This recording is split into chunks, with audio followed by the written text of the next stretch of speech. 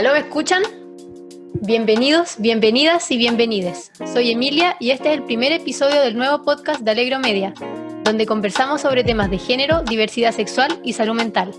Hoy tenemos de invitada a Marcela García Huidobro, quien es psicóloga y docente de la Universidad de Santiago de Chile.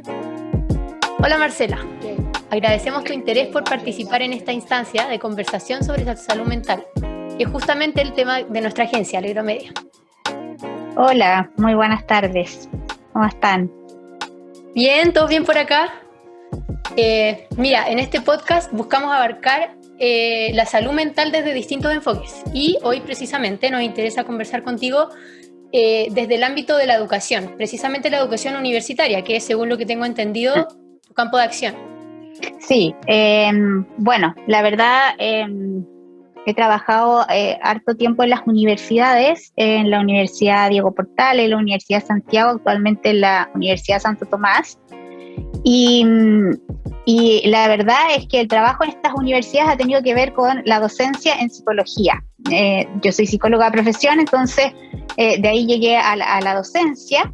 Y dentro de la docencia cada vez fue más importante el pensar en la salud mental de los estudiantes, a propósito de que, sobre todo en psicología, hay altos índices de depresión y ansiedad y de sintomatología ansiosa y depresiva, altas dificultades también académicas asociadas a los problemas en salud mental, y nos vimos desde la Escuela de Psicología, por ejemplo, en la Santo Tomás, nos vimos motivados a buscar acciones para acceso a salud, porque hay una brecha sanitaria importante entre que la persona quiere acceder a salud, pero no hay muchas alternativas, ¿no? En la salud pública está bastante colapsado, las terapias son bastante lejanas unas de otras, lo que tiene eso a veces poca efectividad en el malestar subjetivo, en el malestar psíquico, y por otro lado las terapias particulares son extremadamente caras y de poco acceso, sobre todo para los universitarios.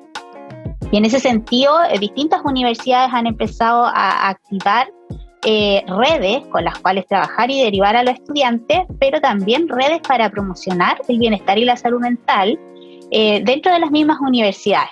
Y en estos momentos, para terminar la idea, nomás que en este momento en particular, en la Universidad Santo Tomás estamos en un proyecto bien bonito desde el año pasado por la pandemia de promover el bienestar en los estudiantes, y que ahí hicimos como en la Facultad de Humanidades y Ciencias Sociales junto con otros organismos para poder impulsar este proyecto.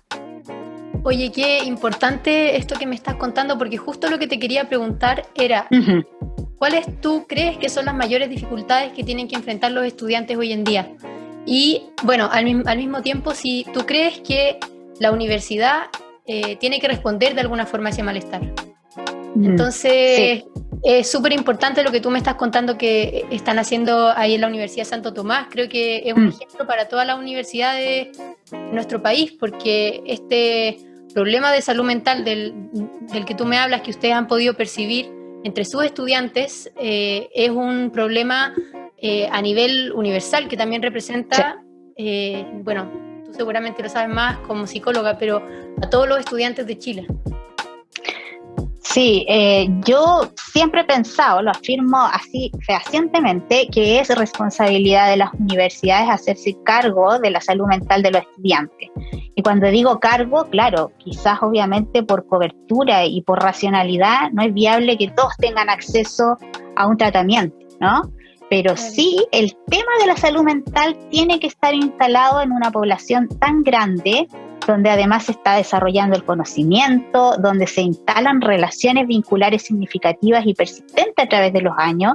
Los estudiantes no están menos de 4 años en la universidad y por lo tanto las relaciones humanas sí son importantes, y son importantes porque impactan en el bienestar y en la prevención de enfermedades en el área de lo mental, y son importantes porque impactan también en los aprendizajes. Entonces, ¿cómo no nos va a importar? La finalidad de la universidad es generar una comunidad de conocimiento que está vinculada a lo relacional y lo emocional. Si eso no está, no hay conocimiento. Entonces, es algo que definitivamente nos tenemos que hacer cargo de las universidades. Marcela, ¿y tú consideras que en todas las universidades se considera con tal relevancia como lo hacen ustedes en la unidad de psicología? ¿O tú notas que hay ciertas carreras, por ejemplo, carreras de alto desgaste? En el caso, ahora mismo recuerdo la carrera de arquitectura, que hace un par de años se fue a paro justamente por una alta carga académica y que les genera un gran desgaste psicológico también. Mira, yo creo que hoy día el tipo de estudiantado hace que los temas se pongan en conversación. Yo creo que eso es una ventaja comparativa a generaciones anteriores, y yo lo comparo con la generación de cuando yo estuve en la universidad, y esto no tiene nada que ver. O sea, hoy día yo creo que el estudiantado tiene una conciencia de que moviliza situaciones, moviliza políticas, moviliza discusiones a nivel de los directivos de las universidades que generan cambios. Y en eso yo le tengo harta confianza a los estudiantes, al estudiantado de hoy día. A mí me encanta eso, porque yo siento que hacen presión. Y si perciben en un colectivo, en la comunidad, que no están bien, que están estresados, hay presión si no hay un diálogo inmediato, porque a veces hay diálogo y entonces las cosas se empiezan a resolver y avanzar, y a veces cuando no hay diálogo hay presión. Y eso yo creo que es muy importante y rescatable. Entonces yo te diría que antes había menos conciencia y carreras que emblemáticamente no se preocupaban mucho de estos temas. Yo te diría carreras de alta exigencia como medicina, leyes, ingeniería, arquitectura, donde además no hay tantos temas en torno a lo relacional como carrera, ¿no? No están tan puestos ahí. En cambio, psicología, fíjate que es una de las carreras donde el alumnado más problemas psicológicos tiene, y que uno diría, esto es medio curioso, ¿qué pasó ahí, digamos? Pero es así. Siempre llenan los cupos en la USACH. Cuando yo estaba en la USACH, llenan los cupos de la atención psicológica, que ahí hay un centro de salud, que está más organizado, hay un centro de salud, llenan los cupos los de psicología. Siempre los de psicología son los que más ocupan esto, pero ahí entre que uno diría, tienen menos calidad de bienestar o salud mental, yo creo que están más puestos los temas en torno a la salud mental y el bienestar. Todo el tiempo estamos hablando de eso, entonces el alumno de psicología está ahí también haciendo un trabajo introspectivo y relacional de mirar cómo está su salud, que creo que es un ejercicio obligatorio que tienen que hacer a diferencia de otras carreras. Así todo, pienso que hoy día el estudiantado se preocupa más de su bienestar, genera presiones, genera cambios, genera diálogo, que son importantes de poner en la mesa, ¿no? Oye, Marcela, y según lo que tú me estás diciendo, claro que el alumnado moviliza el propio cambio y, bueno, la concientización en torno al tema de la salud mental. ¿Cómo es este tema también? A mí me interesa verlo desde la perspectiva de los profesores, ¿no? Porque el alumnado genera su propio cambio, pero en realidad el tema de la salud mental de los profesores no es un tema tan común como quizás sí lo es el tema de la salud mental de los estudiantes.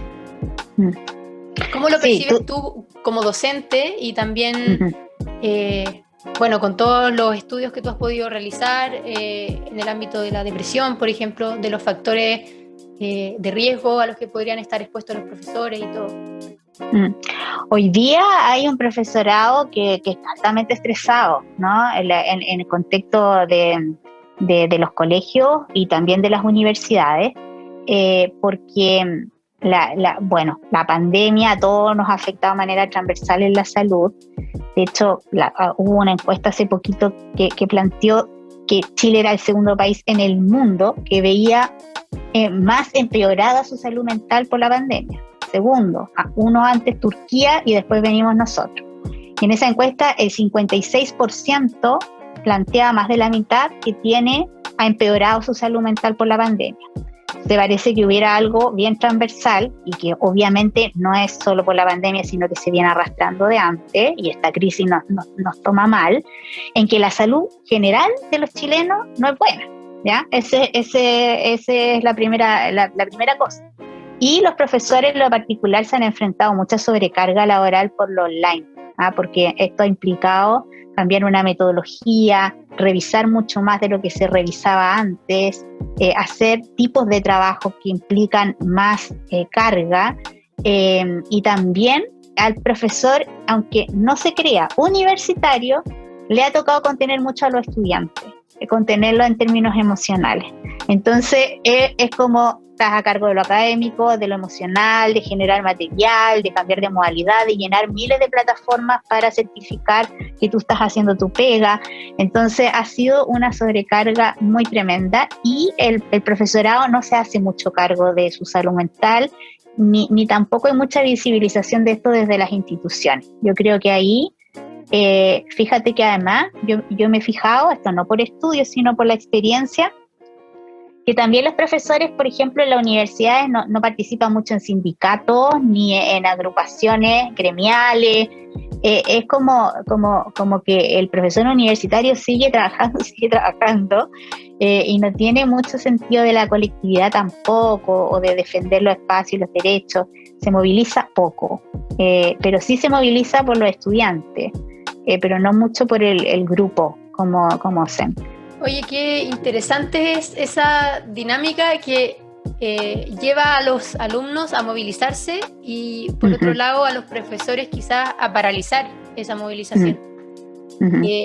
Y también, bueno, estaba viendo que tú participaste en una investigación sobre la depresión en la población femenina, ¿no?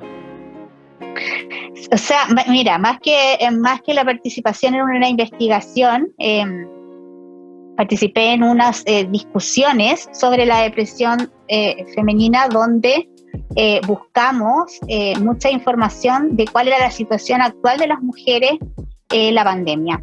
Y ahí la brecha de género hizo nuevamente que las mujeres se vieran tremendamente afectadas en la pandemia por distintos tipos de situaciones. Aumentó la sobrecarga doméstica, aumentó los niveles de depresión, aumentaron los niveles de violencia intrafamiliar hacia la mujer, y fíjate que esto de aumentar la violencia hacia la mujer no se ha visto expresado en un aumento de denuncias por violencia intrafamiliar, porque las denuncias han disminuido, sino que se ha visto en la cantidad de llamadas de ayuda por violencia dentro de la casa, ¿no? Las mujeres llamando para pedir ayuda, que están siendo maltratadas, pero haciendo menos denuncias que antes. Y otro dato interesante es que se perdió la mujer en el campo laboral.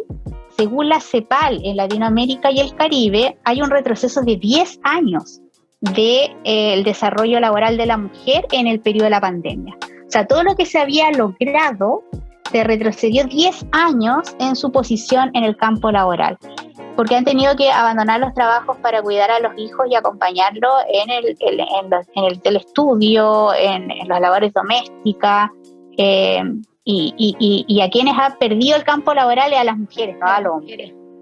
¿Sí? Entonces, la pregunta que uno se hace ahí, ¿por qué no se rescatan? ¿Por qué no son importantes las mujeres en el campo laboral? ¿Por qué se va una mujer y no se hace algo con eso? ¿Se entiende? Entonces, todo eso impacta directamente en la salud mental de las mujeres, porque finalmente se encuentran con menos redes sociales de apoyo, con menos dinero, expuestas a más vulnerabilidad y a más estrés. Y esa suma, claramente, son todos factores de riesgo para la salud mental y genera, entre otros problemas de salud mental, la depresión. Y, por ejemplo, hablando de las mujeres madres que son estudiantes, ¿cómo crees que se podría diseñar una solución colectiva para beneficiarlas a ellas en todo este clima que me estáis contando que han recibido una sobrecarga importante? Sí, tremenda. Ahí hay un gran desafío de las universidades. En la USACH yo sé que se avanzó un poco más, y en la Católica entiendo que también en las salas cunas para las estudiantes, ¿no? Para los hijos de los estudiantes, para que estén cerca, para que puedan tener la lactancia, para que favorezca su desarrollo académico. No tengo muchos antecedentes de otras universidades que hayan trabajado en aquello, pero realmente es muy estresante. Y finalmente, no sé, en nuestra carrera en psicología la Santo Tomás más que nada esos casos los conversamos y los apoyamos desde el tú a tú, desde la relación. No hay una política en que se diga esto va a ser así, o este va a ser el tratamiento, este va a ser el protocolo de apoyo. Ahí yo creo que todavía estamos un poco al debe, ¿sí? Ahora en la Santo Tomás sí lo que se está haciendo a propósito de una investigación en sensibilidad parental, se está haciendo unos talleres de sensibilidad parental para padres, madres, que son estudiantes universitarios, ¿sí? En la Santo Tomás pasa que hay vespertino, entonces quienes más participaron en este taller han sido los vespertinos, los que claro, tienen más años y tienen más familias también más grandes, con hijos de distintas edades. Eso ha sido interesante, fíjate. Pero nuevamente lo que nos ha llamado la atención es que estos talleres participan muy poco los varones. Claro. Sí. De hecho, estaba investigando y fíjate que las encuestas arrojan que el 40% de los hombres no contribuye con las tareas del hogar. Sí, y de manera impresionante, creo, no sé si ese mismo estudio, pero hay un porcentaje muy significativo que salió con puntaje 0, o sea, nada. Imagínate. ¿Ya? Sí, entonces eso nos habla de, porque a veces el machismo se habla como algo como un poco lejano, pero estamos en todo, estamos en eso todo el tiempo. La mirada de género es muy importante para ir como desenredando problemas en la salud mental en la sociedad que son muy importantes y que están afectando a las mujeres, pero cuando nosotros decimos están afectando a las mujeres, están afectando a todos y a todas. Si no es un tema de solo las mujeres. Si una mujer está deprimida, también está afectado sus hijos, también está afectado su pareja, también está afectado su trabajo, su entorno familiar, ¿me entiendes? Es un problema global del que todos y todas nos tenemos que hacer cargo. Claro, yo me imagino también que parte de esa misma sobrecarga de todos estos trabajos que han tenido que asumir sobre todo las mujeres en los tiempos de pandemia es la tremenda invisibilización que tienen también y el no ser tratados con el valor que realmente se merecen. Y tú, en ese sentido, ¿cómo crees que se podría combatir eso? La invisibilización un poco de esos roles que al final son fundamentales porque ninguna familia, ningún grupo podría sobrevivir si nadie los asume. Mira, ahí hay varias aristas ahí. Esto tiene mucho que ver con cómo educamos o cómo se parte desde la cuna, ¿no? Yo creo que el tema de género tiene que ser instalado en las conversaciones escolares, tiene que ser instalado en las conversaciones de la academia, y ahí estamos todos al debe, ¿sí? Estamos al debe que en el currículum se inserte en las escuelas como un tema relevante, y estamos al debe de que en las universidades se trabajen estos temas.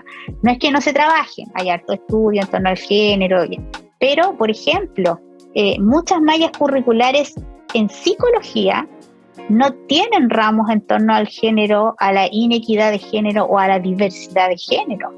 Entonces, eso es estar al debe. Entonces, yo creo que tiene que instalarse, y lo otro son las políticas públicas. Cuando uno identifica un problema social, tiene el Estado que hacerse cargo, y eso es desde las políticas que hagan, ¿cierto? Que hayan políticas que protejan a las mujeres en sus entornos laborales, que hayan cuotas, ¿cierto?, de participación de las mujeres en la política, en la economía, en los cargos gerenciales, en los lugares de poder, donde puedan irse instalando y validando y, como tú dices, visibilizando, ¿no? Porque hay mucho trabajo que han hecho las mujeres que no se ve, y como no se ve, se cree que no se hace o que no son contratables por tal o cual motivo, pero en la medida en que se haga visible, va a poder validarse y decirse, sí, aquí necesito una mujer porque lo hace bien, lo hace igual que un hombre, entonces la contratamos de nuevo, entonces la cuidamos, entonces si se tiene que ir a cuidar a los hijos, no la despedimos, sino que la esperamos a que encuentre una solución,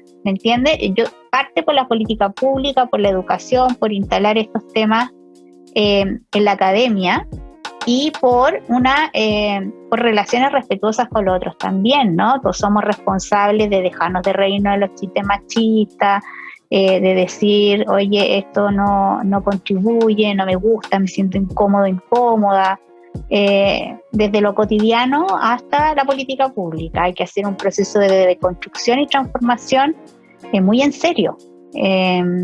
Un cambio muy en social, serio. político, al final, en todos los ámbitos. Yo estoy totalmente de acuerdo con lo que tú dices, que tenemos que ser contempladas por nuestras leyes o por las políticas públicas. Y bueno, ahora este tema está súper vigente también con lo de la nueva constitución. Este fin de semana son las elecciones. Me gustaría preguntarte si tú crees que las mujeres deberíamos estar contempladas, bueno, las mujeres y las minorías deberíamos estar contempladas en la Constitución. Yo creo que sí, absolutamente, porque la sociedad está al debe con nosotras, porque hemos tenido muchas desventajas históricas.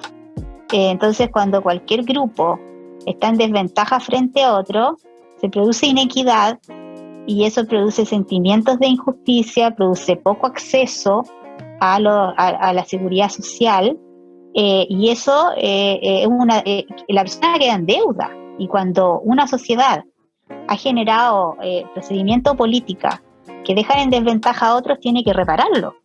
Entonces yo creo que sí, que tiene que estar considerada esa reparación, y que tiene que estar en la política pública mecanismos de reparar eso y de trabajar, porque están en deuda con nosotras, ¿no? La sociedad está en deuda. Sí. Hemos hablado harto de la mujer, pero ¿tú cómo crees que afecta, además de los estigmas de género, los estigmas de raza, los estigmas hacia las minorías sexuales y los distintos tipos de estigmas, los estigmas por nacionalidad, por ejemplo, también, a la salud mental de las personas? Influye muchísimo porque uno de los factores protectores de la salud mental que ha sido sistemáticamente estudiado, así ya queda la lata leerlo porque se vuelve a repetir, digamos, tiene que ver con el sentido de pertenencia, la validación de lo comunitario, de la comunidad de tu entorno, la red social de apoyo. Ese es uno de los factores principales que cuida la salud mental de las personas.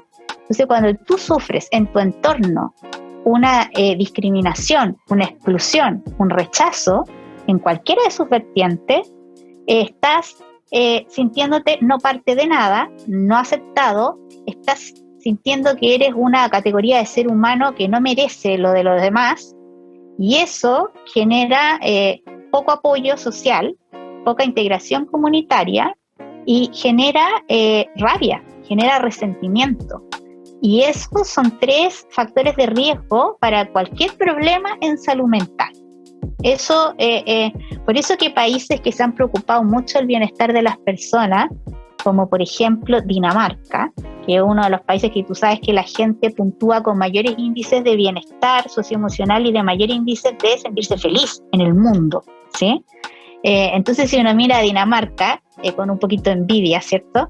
Si uno los mira, ¿qué tienen ellos? Bueno, un estado de bienestar que aseguró lo básico, ¿cierto? Educación, salud, para todos igual, y se preocupan mucho de que no hayan diferencias entre un grupo y otro, entre una persona y otra. Esa es una política pública en donde las diferencias en lo social no tienen que estar presentes. Entonces, la discriminación precisamente es un elemento que genera diferencias sociales entre una y otra persona, porque hace que los seres humanos seamos de distinta categoría, y eso impacta en el bienestar, en la felicidad, en la salud mental, ¿sí? En Dinamarca incluso la gente tiene, por ejemplo, limitado, que eso puede ser controversial para mucha gente, pero tiene limitado la cantidad de autos, por ejemplo, que puede tener, o la cantidad el tema del lujo, está muy castigado, ¿sí? Porque eso va generando brechas entre uno y otro, ¿no?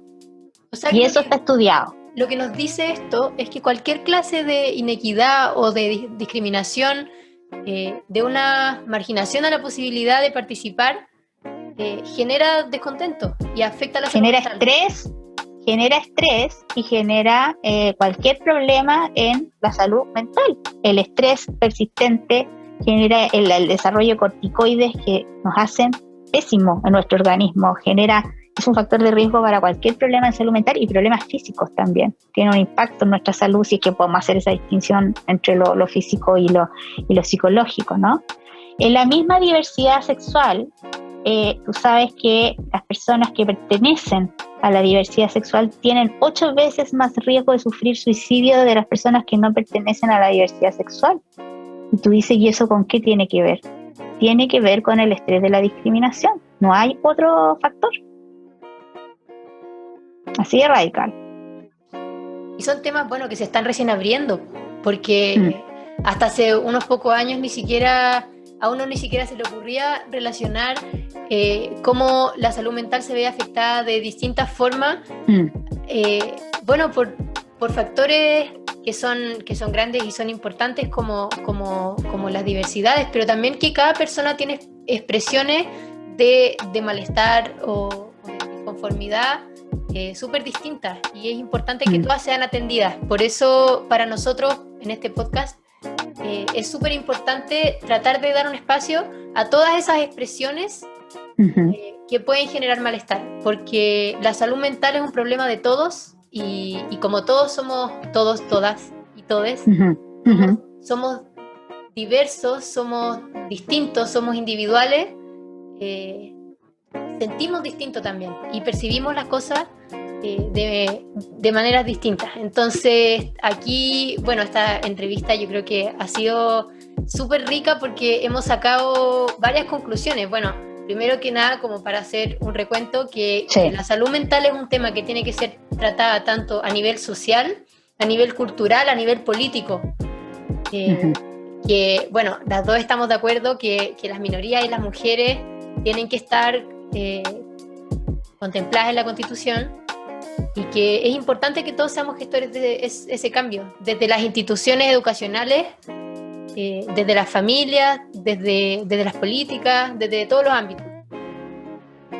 Así es, sí, así es, y una cosita más, como para agregar, la importancia del bienestar también pasa por cosas que nosotros no asociamos a veces, que tienen que ver con la salud mental y que también los estados se tienen que hacer cargo, como el ocio, ¿cierto? El deporte, el desarrollo de las artes y la cultura, que no tienen mucho espacio en nuestro país, ¿cierto? Y que se sabe que esas son expresiones donde ponemos nuestras emociones, leemos las emociones de otro, nos acercan a un sentido de pertenencia cultural, y ahí en esas prácticas también está el cuidado. Entonces, ojo que también hay cosas que no relacionamos mucho con la salud y que están ahí a la mano y que son importantes que también se gestionen, ¿no? Islandia en ese sentido es un caso en que tiene bonos de ocio para la gente, por ejemplo.